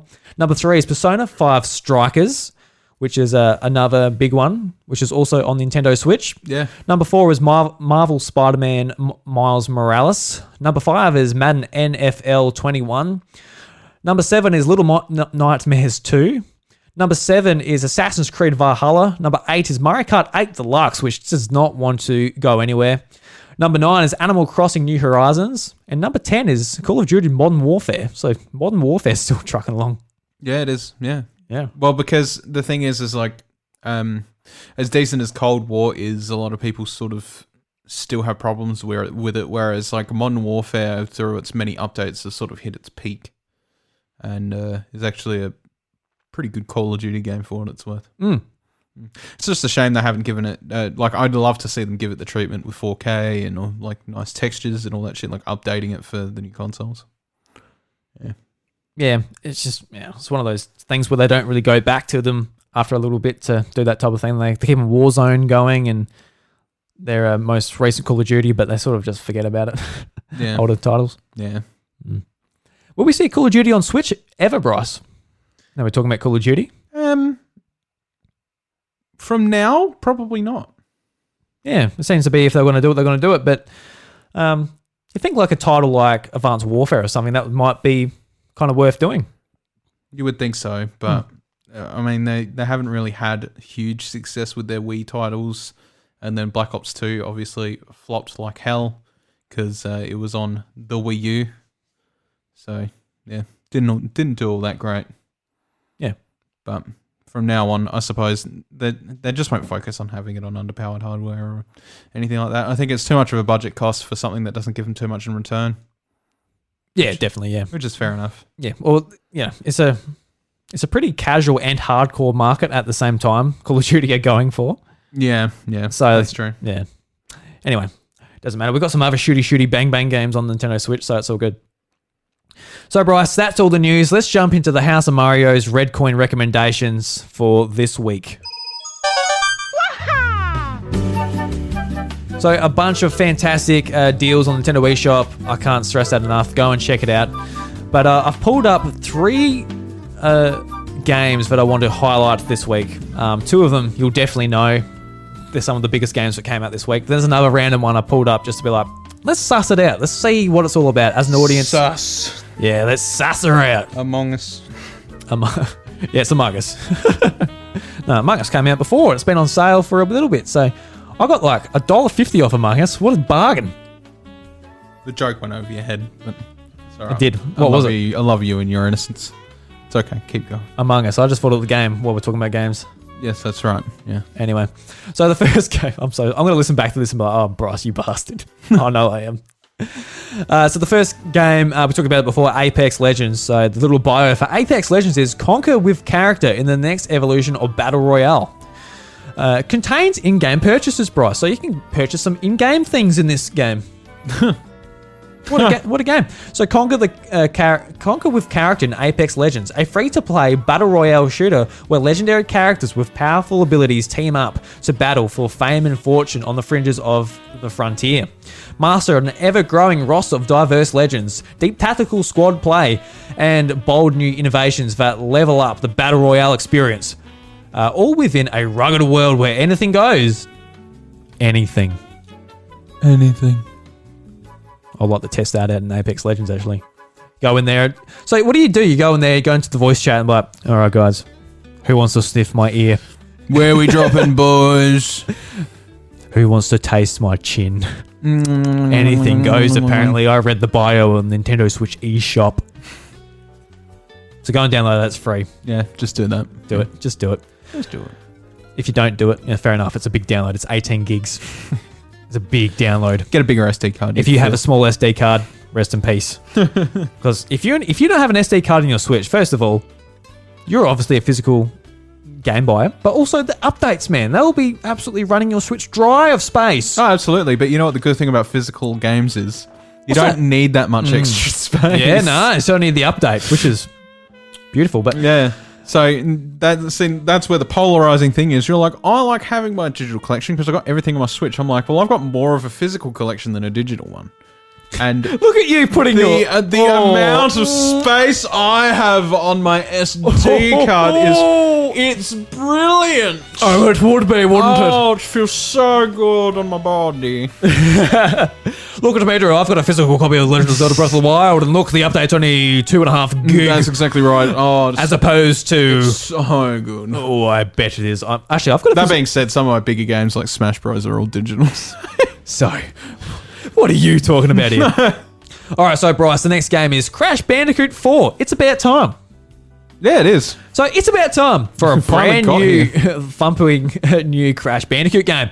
Buy digitally and get the total tubular skins for Crash and Coco. So, you know, if you want those tubular skins, make sure you get the digital version, Bryce, and use up that big juicy SD card you got, mate. Big juicy SD. So it's about time for a brand new thumping Crash Bandicoot game. Crash Forward. Oh no, don't you? They did Ford, but like forward instead of Ford. I don't like that at all, Bryce. That threw me off. Into a time-shattered adventure with your favourite marsupials. Neo Cortex and Tropy are back at it again, launching an all-new assault on not just this universe, but the entire multiverse. Oh, no. Crash and Coco are here to save the day by reuniting the four quantum masks and bending the rules of reality. Oh, dear. So this game is $70 on the Nintendo eShop in Australia. It looks pretty good on Switch, I've got to be honest. I haven't watched any reviews or anything, but they actually did go in and sort of change the art style a bit instead of just porting it, making it look blurry, calling it a day. It actually looks like they kind of changed the art style a bit to like still have that very vibrant Crash Bandicoot look, but it just looks a bit more cel-shaded. Yeah. Like there's not as much detail in the fur and stuff, but it's just more cel-shaded. It's actually quite interesting how they done it. All right, so I also just had a random look, saw a name that spoke to me. You know what I mean? Spoke to you on a deep and personal level. Yeah, absolutely. So this is this game is called A Day Without Me, and just looking at the screenshots, Bryce, this is going to be a pretty ordinary way to describe it, but it looks like an unpolished, Untitled Goose Game. Yes, it does. That's exactly what it looks like. What? Looks like unpolished Untitled Goose Game. Untitled Goose Game was beautiful, very polished game. Yeah. Yes, Bryce. You know, a mod have ported the ability to play as a goose in Breath of the Wild. The goose from Untitled Goose. Wow. Okay. So how does that look when you swing a sword? Fucking weird. I need to install the mod just so I can play with it. But Please. Oh my god. I just want to play as Thomas the Tank Engine in every single open world game after sort of the Skyrim mods got around. Yeah. All right. So luckily for us, Bryce, this is a nice, quick summary. So A Day Without Me is a puzzle adventure game where you have to find out where everyone is going. Why is there only you in the city? Why are there so many oddities in the city? They are questions, but there are no question mark at the end of that sentence. So is that a question or is that just a statement? A statement? There is no you in city. There is city in you, no city you. So these are the three features of the game. Plot, mysterious story, semi-open world, lots of challenges and mysteries to solve. Well, thank God. Thank God for that. Don't think it'd be a game without them, boys. No. So, plot, mysterious story. I am reading that, right? Mysterious story. Plot, mysterious story. Because like this, I'm just reading it as like the plot and the story are the same thing. Plot, mysterious story. Plot, mysterious story. Or do you plot a mysterious story? Plot a mysterious story. Plot. Plot. Plot dot. All right. Well, that was something. That was something, indeed. That was something. So that's the red coin recommendations of this week. The first two were real ones. The second one, I can't suggest it. It is $6 Australian. It's 33% off. So maybe that's your time to jump into it. Maybe just. And maybe you can even be our bit of a presenter. Come to the House of Mario. Tell us what you think about a day without me. Well, not a day without me. You can't have a day without Drew, but just the game itself. On everybody's mind, I see. Yes. All right. So as we sort of stated before, we are on the Spaces sort of new feature on Twitter, trying it out. Apparently the audio quality doesn't sound that great. You know, there's a lot of things going on. We're Bluetoothing to the phone. We're sort of experimenting with like the audio platform Twitter is allowing us. But it is something we want to do in the future. Currently, our good friend of the show, Mettadox, is in the chat. I don't know if he's still there or anything, but if he would... Might have fallen asleep by now. Yeah, he might have fallen asleep. But if you would like to request to come on again, feel free to come on. We'll talk about something, that's for sure. That's for sure, Bryce. Yeah, that's exactly right. But to sort of set up this this segment, we've got a brand new segment, Bryce. We do. We've got so many segments on this show now, it hurts. So no Reggie's Rec Room, but we got a brand new sort of, Nintendo icon on the show. His name's Sakurai. We're big fans of Sakurai. We love Super Smash Bros. He's an absolutely fantastic producer. He's made some of my favorite games ever. So let's introduce him here. Yep, let's do it. こんにちは。大乱闘スマッシュブラザーズディレクター、空野桜井です。 All right, so we've opened the Sakurai's phone booth and we have Meta on the phone. Meta, how you going, my friend? Oh my gosh, I wasn't expecting the little smash shing. No. I like it. It's beautiful. I like it. I'm doing good, my friends. How are you doing? Good man. How are you going? You going well? That's great. I'm going great. Yes, yes, indeed. Yes. Isn't this fantastic that we can do this in 2021? Oh, no. Technology's great. Drew met Reggie this way. Like, I did, yeah. Holy crap. The power of science is amazing. And social media. Meanwhile, there is somebody tweeting a picture of yesterday's hot dog they ate. Yeah. The news we really need to know. Delicious. Apparently, with all the coronavirus stuff, I've only been paying attention to the hot dog news, not the important stuff. But Meta, so you're the currently the only one in our spaces at the moment. We really appreciate that. But just a bit of feedback. How's it sounding on your end? Like, good, bad? How's it going? I don't know if you guys have ever listened to it, but like, my granny listens to the AM radio a lot more than FM. Yes. Yeah. And it sounds kind of crackly. Oh, sweet. Yeah. Like whenever the old 60-year-old presenter guy comes on, and he's like, "Oh yes, now that was said," whatever. It kind of sounds like that. That's dead on. But it's serviceable. I've just been sitting here, not doing any good at Champions Road in Mario 3D World and listening away. It's been good fun. Yeah, good. Perfect. Well, we need to fit the more of the theme then. We sounded, I don't know, we might be a bit too enthusiastic for AM radio. I don't know. Too much energy. What did you think of yesterday's bowls results? I don't know the bowls results, Bryce, but definitely Nintendo Direct was just phenomenal. I really appreciate the appearance of Anuma. That's nice, but I'm only here for lawn bowls. Yes, lawn bowls, yes. The Lawn Bowls podcast.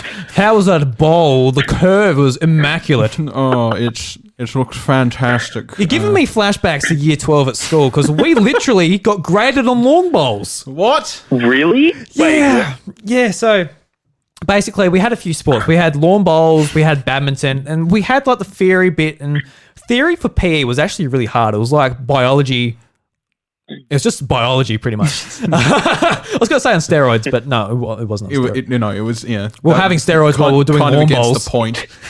It's biology about steroids. Yeah, but literally we would it was like with like friends of mine, there'll be like Seamus and a few of my mates from school, and the PE teacher would be there with a checkboard, like watching us bowl, and we were stepping up to the plate. I'll be like a bit nervous. I'm like, I've got to do a good bowl, otherwise my B's going to a C or A's going to a B or whatever it is. Like literally, like you're judged on your performance for lawn bowls. So, what? So you joke about that, like yes, the lawn bowls results are very important, but I could have failed high school, Bryce, if I had a poor performance in my lawn bowls. Oh my god, that's actually one of the funniest things I've ever heard. Well, our town prides itself on its bowling club. Oh, you got it. I caught a Venusaur there. That makes it important enough for me. Yeah, it's great Pokestop, actually. Yeah, that was an early Pokemon Go days too, wasn't it? That was very early Pokemon Go days when we would literally like be like those people in the park like within the first week that were like screaming like Dragonite and everybody's like Oh my god. like chasing them down.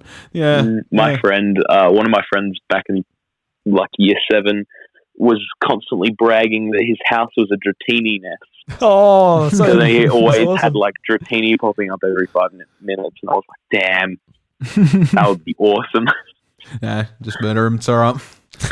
Oh yes, Take the house. No, you just get a nice little nest egg under the floorboards, and you there with your phone and a bit of a charger that goes through a crack in the floorboards. A clank in the floors. And you just like stay there, just getting Dratinis with your incense on.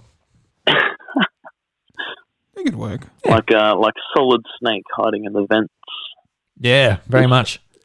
Colonel. I'm trying to sneak past the family, but the clap of my ass cheeks is really.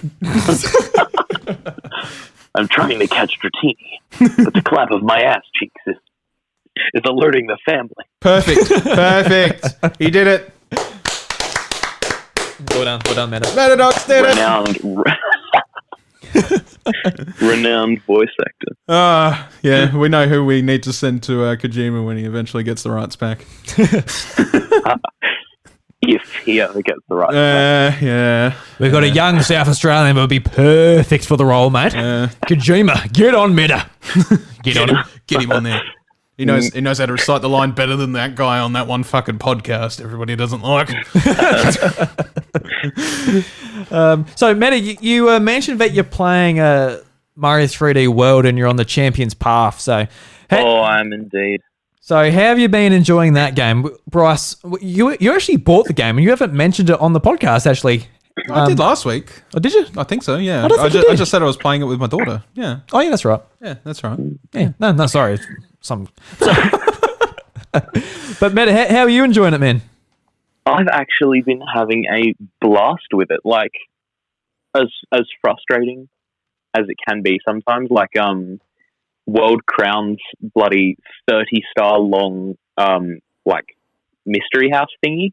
Oh my god, that was awful. But overall, I've had an absolute ball with it. Like, it was one of the games that I missed out on the Wii U. So it was kind of a no-brainer to pick it up because not only does it have the game, but it's also got like Bowser's Fury, which I also 100% very quickly. It was like a 2-3 day thing. Like whenever I had a spare time, I'd just be like, "Oh, that's all right, time to collect a few cat shines." But I really love Bowser's Fury. It is incredible.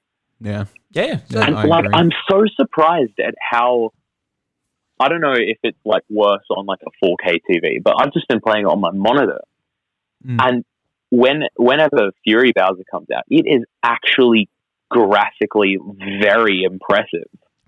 Like with the rain and the fire effects going around all over the place, Bowser looks very high quality. Like the model, it looks very high quality. I'm just impressed. What I'm curious with is like, there's a huge loading screen in between the transition from Mario to Giga Cat Mario.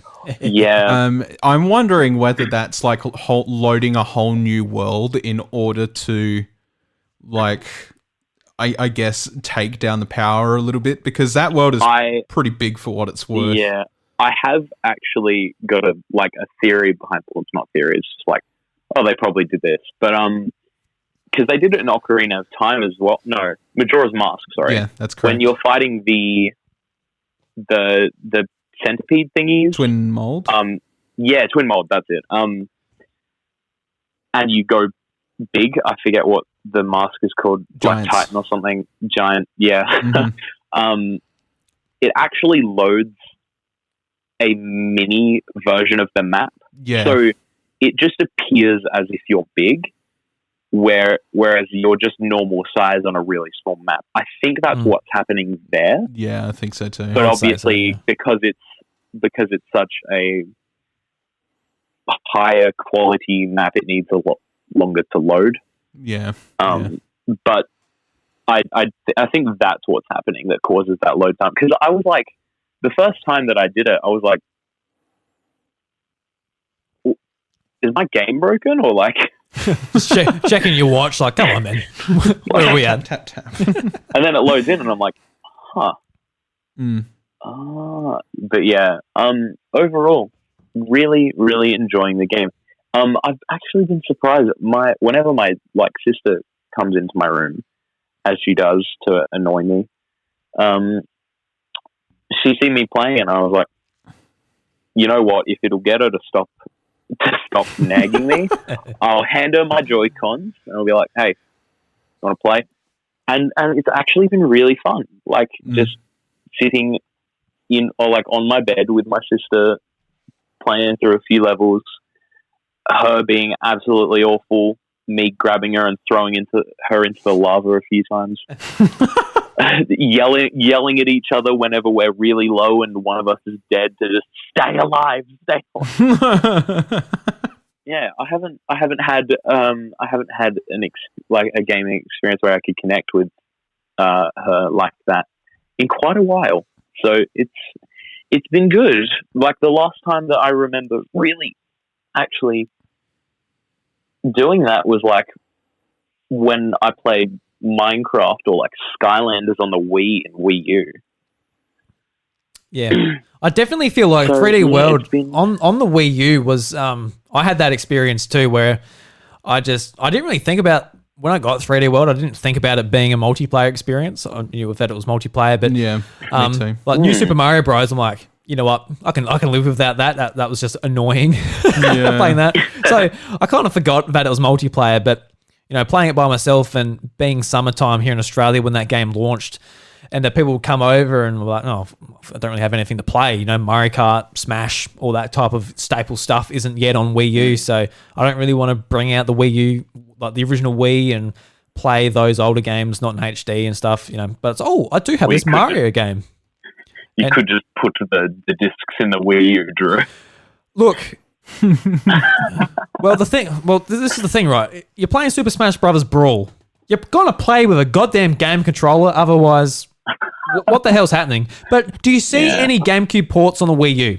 Was there a GameCube adapter at the time? No, there wasn't. That GameCube adapter doesn't work with Wii games either. So, Meta, don't you goddamn come here and shame me on my own podcast. All right? Look, Jesus. Shamed. I don't really use GameCube controllers for Smash. I don't know. I just find the Pro controller much more comfortable. I haven't in a while either, because I just can never, I just never set it up. So I've used the Pro controller for the better portion of a year now as well. Yeah. Because I know Bryce, he has one of those, I think it's Power A GameCube controllers, which acts as a Pro controller. Mm-hmm. That is something I need to pick up. Spicy controller. They've lasted a stupidly long time, considering like how poorly made they feel. Well, I don't know if theirs is Power A, but it's one of the Pikachu ones. Oh, yeah. On 1%. Hold on. I'm going to plug it in. That's the problem we had 2 seconds ago too. Yeah, it drains your phone like anything, man. Yeah. Twitter, get on it, man. Jesus. Yep, there we go. You're on the speaker now. I hope my microphone's not too much worse. Nah, sounds about the same, my friend. Yeah. No, I know the ones you were talking about. They have them in all different ones. I actually bought one for my daughter. They were USB ones. And they had them like a Mario one, Luigi one, Peach one, Kirby one, Jigglypuff one. They had like just any one for like. They had everything. Yeah, really, exactly. And they're not the worst in the world, but they definitely feel cheap. Whereas the Power A ones, they actually feel pretty close to that of a GameCube controller normally. So yeah, I've heard a lot of good things about Power A's controllers. Oh yeah, and you know, like if there is any problem with them as well, they're actually really easy to return to Power A for a replacement as well. They're pretty accepting about refunds. So yeah, oh yeah, that's pretty good. Yeah. Well, there you go. Yeah. Beautiful stuff. Yeah. Anyway, Meta, thank you very much for joining us here. We're going to wrap up the show pretty soon, but I'd like to thank you for joining us here tonight, giving us someone to, you helped me out with sort of the test stream, see how it's going on, and sitting in here and giving us someone to talk to was absolutely fantastic. So definitely appreciate that, my friend. Absolutely, no problem. One more thing before I go, though. Yeah, go for it. Man. I was talking to you about my Wii U and how I modded that and love it to death. Yeah. Bryce. Ooh. Bryce. You don't actually need to do that for every game you put on the home screen. Is that right? So, see, what I did, the thing that I followed, because they did a thing a while ago, like a long, long time ago, where you got like whatever his name is, brain training for like free. Yeah, Kawashima. Yeah. And a lot of people got that, and that turned out to actually be one of the applications that you could use to do that. Exploit, yeah. So what the guide says to do, at least that I followed to, custom firmware my system, was you do the browser exploit thing, and then you replace that software with HacksChi, which is the custom firmware that I used. Yeah, which is what I've got going too. Yeah. And I booted into the homebrew launcher from there, and then I installed the homebrew launcher onto my home menu. And then from, I think it's a WAP installer on the in homebrew. Yep. Basically, I've got a converter on my computer. I just whip whatever ROM I need through that, and it comes out with a file, a WUP file, WAP, and I chuck it on the SD card, chuck it in there. Interesting. And I install it, and it just pops up on the home screen like a normal, like on the 3DS if you do that with CIA. I did that with 3DS. Yeah, I did it with 3DS as well. Is that is that for DS ROMs and stuff as well too, though? I'm pretty sure, because I think it's called the converter that I've got. I think it's called Uwu. It's something with Uwu in the name, but it's like you have to give me the name of it and send it to me. I'll have a look at it. I'll have a look in the morning or something. Because the problem with the Wii U scene at the moment is that there's actually, for as good as a console it is for backwards compatibility and stuff like that, there's not a lot of people in the modding scene. Many people that have one. There's not many systems out there. True. Even though they're relatively cheap. If you can get your hands on a Wii U and you want a retro machine, do it. It is until Nintendo moves on to their next thing, and then the Switch, they crack the shit out of that. Get a Wii U. It is one of the best systems for that. Then probably the 3DS. Yeah, absolutely. New 3DS. If you have 3DS is kind of worthless now. If you have a Wii U, a 3DS, and a Switch, you can cover every single Nintendo console. Yep. That's what I've done. Yep. Same here. That's exactly why I wanted to do it. Yeah. I gave my copy of Mario Kart Wii to my little cousin because she didn't really play anything on her Wii. Bad decision, because that game is stupidly expensive. And I wanted to play it again, so I was like, you know what? I'm just with you. Technically, I own it. I technically had it. It's not wrong. Yeah. So I got the ROM from somewhere. Nintendo Australia is going to march over to your house, my friend, and just kick your door down and say, "Oi, no." The Nintendo ninjas are coming for me. Well, they will now. But you said it on live on Twitter. God, just between the two of us. Yeah, but and I played that again for the first time in a while. But yeah, absolutely great system. So retro gaming in general. Want to know what I put on my Wii U? What'd you put on your Wii U, bro? What did you put on your Wii U? Banjo Kazooie. Oh my god. Oh my gosh. Oh my god, bros. I'm so evil. Oh, you are. I'm performing a double illegal. Not only is it a ROM, but it is also not technically on a Nintendo console anymore. Mike's. Oh my gosh. Phil Spencer is going to come over to your house and just slap you silly. To be fair, I am playing Persona 2 Innocent Sin on my 3DS, the PS1 version. Oh. Which is, I'm loving it, but like, it's so cursed. Because whenever I talk about it, I say I'm playing Persona 2 on the PlayStation 1 on the 3DS. Maybe just say, hey, I'm playing Persona 2 on 3DS. Then they'll be like, how'd you get that? Like, I bought it. How'd you buy it? My dad works for Nintendo. There you go. My mother is an HR person at Ilka Inc. and they have connections to Nintendo. They really love Nintendo. Take that.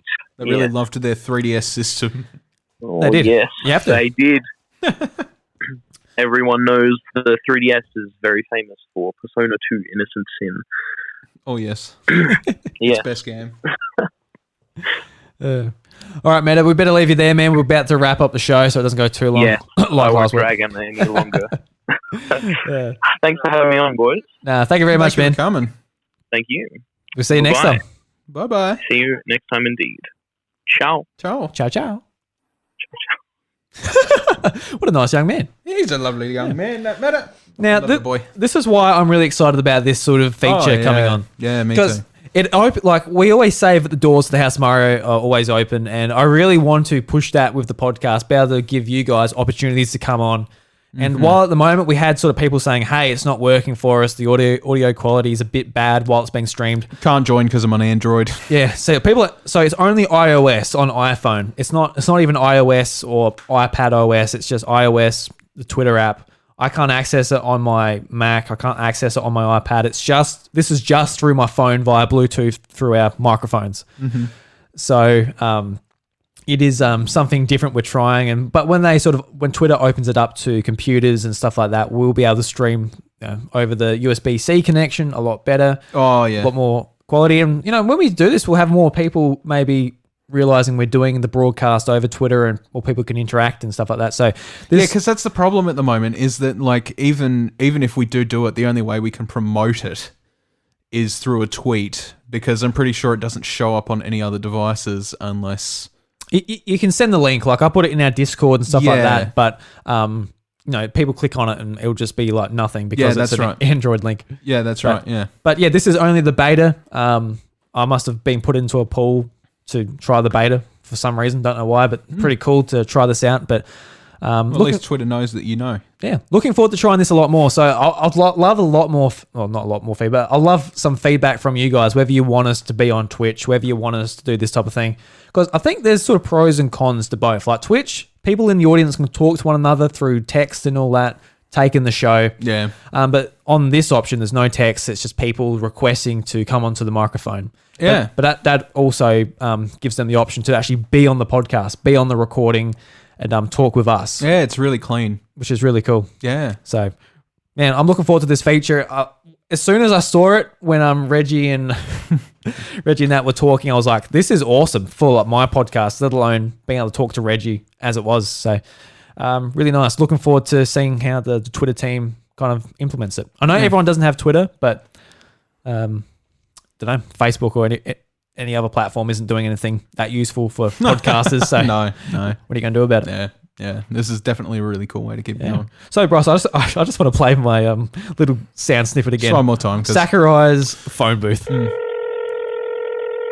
こんにちは。大乱闘スマッシュブラザーズディレクター空野桜井です。 I'm so proud of it. I love It's it. so beautiful. Well, thank you, my So friend. simple. What'd you add in, like a phone dial, and that was about it? Yeah, I did the phone dial. I added the Sakurai. I added the ching at the end. Okay. So you added the ching at the end. Also, I did the pickup bit. That was a different sound file. Oh, okay. All right. So 4 things. There's a bit of intricacy there, you know. All right, mate. Yeah. My initial idea was to have the Smash Bros. Like at the end, but then I heard it in the direct. I'm like, oh, that's a lot more simple and cleaner sound. So yeah, there it is.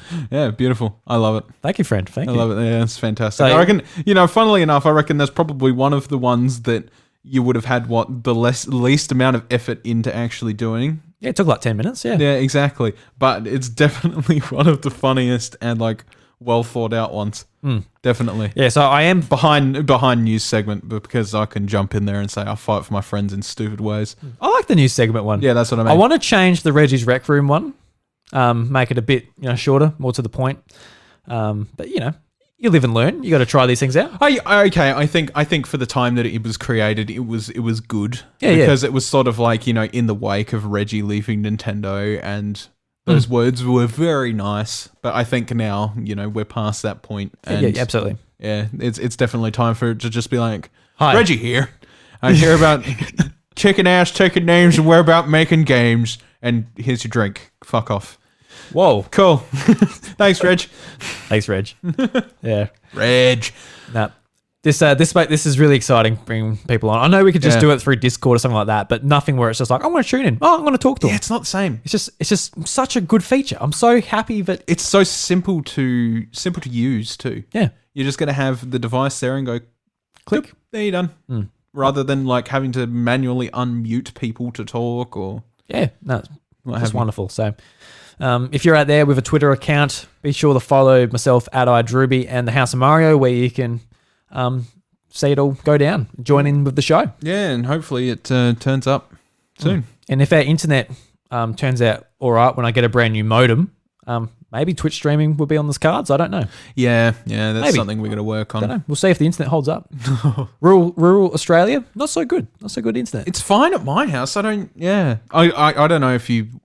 Because I streamed the other day. Yeah. Yeah. I haven't checked my VOD, but I'm pretty sure it was fine. Yeah. I'll send you a link to my VODs. Yeah. I'll show you what's actually going on. Oh, I know what's going on. Yeah. I saw it. You saw it? Yeah, you sent me a video of it. Oh, you did too. Yep. Yeah. Yeah, I know what's going on. It's all right. Yeah. I know what's going on, Drew. But my internet's the same speed of yours. We live in the same town. It's still... Mine works. There's a problem there, and I reckon it's packet loss. Hopefully that's the case. I'm hoping. Anyway, enough of this nerdy streaming PC talk. I want to thank you all for listening to the House of Mario episode 179. If you enjoy the show, leave us a review on Apple Podcasts. It certainly helps us out a lot. It helps the algorithms pick up the show, helps people see what's going on with our show. People go, what is the House of Mario? What's it all about? And they'll go to the reviews and go, 5 stars. Nice. I want to listen to it. So thank you very much. We're at 51 reviews at the moment, which is pretty phenomenal. Thank you very much to everyone who supported us that way. Yeah. And I do understand you're in your car, you're mowing the lawn, you're doing a backflip over a semi-trailer. You don't have your hands on your phone, or you might not have an Apple device. All of these things get in the way. But to that I say, Siri, Google, activate. Oh, don't you dare. Oh, don't you dare. Activate reminder. No. As I said before, you can follow myself at the House of... No, not myself. That's not me. I'm not the House of Mario. I'm not a big house. You can follow me at iDruby. You can follow the show at the House of Mario. And you can follow Bryce at IVRevan. Mate. And that has even more significance now, because you can listen to the podcast on the new Spaces as that rolls out to different devices and all that stuff. Yeah. Yeah, that's damn cool. Now, I want to put big emphasis on this. The House of Mario Discord. There is an invite in the show notes below. Mettadox, one of our dearest friends, love him to death. He's been supporting us since almost the beginning. Yes, he has. He's in the Discord every single day. He's a very nice young man. And he would love to talk to some of you guys as well. So come in, have a chat. Let's talk about Nintendo. Let's get a community together. Seriously, the Discord.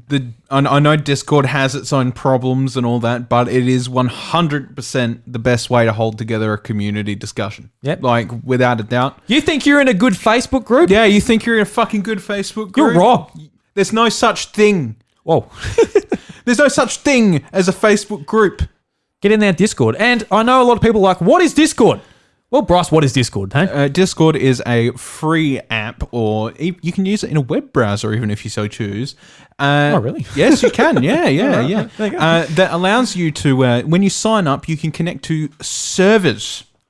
And in those servers, you can have text conversations, you can share media, you can talk to people on voice chat, you can stream to people, whether it be through a webcam or your computer screen or whatever. It's the app of a million uses, and it's basically what Skype did, but just absolutely 100 times the power. Like it is absolutely incredible. So if you ever used Skype to keep together with your friends back in the day or something like that, this is just better.